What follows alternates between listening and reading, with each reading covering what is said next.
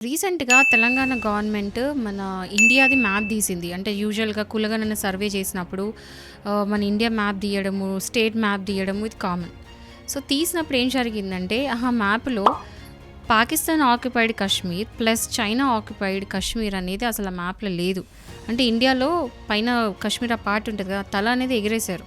Pakistan occupied Kashmir లేదు and also China occupied Kashmir కూడా లేదక్కడ.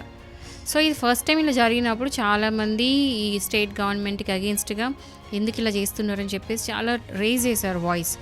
అంత చేసినాక కూడా మళ్ళీ స్టిల్ సెకండ్ టైమ్ కూడా మళ్ళీ కులగణన సర్వే జరిగినప్పుడు మళ్ళీ సేమ్ డిట్టో అదే రిపీట్ చేశారు. అంటే సెకండ్ టైమ్ కూడా పాకిస్తాన్ ఆక్యుపైడ్ కాశ్మీర్ చూపించలేదు అండ్ చైనా ఆక్యుపైడ్ కాశ్మీర్ చూపించలేదు. అంటే వీళ్ళు ఏం చెప్దాం అనుకుంటున్నారు?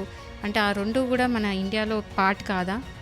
మన మన అంటే ఆ కాశ్మీర్ ఏదైతే మనం క్లెయిమ్ చేస్తున్నామో, కాశ్మీర్ మనది అని మనం ఏదైతే క్లెయిమ్ చేసుకుంటున్నామో, మరి ఆ పార్ట్ మనది కాదా? ఎందుకు చూపియట్లేదు? ఇది కావాల్సుకొని చేసుకున్న మిస్టేకా? లేకపోతే ఏదో వాళ్ళ తప్పు అంటే ఏదో తెలియకుండా జరుగుతున్న తప్పా అనేది క్వశ్చన్ అనేది ఖచ్చితంగా రైజ్ అవుతుంది.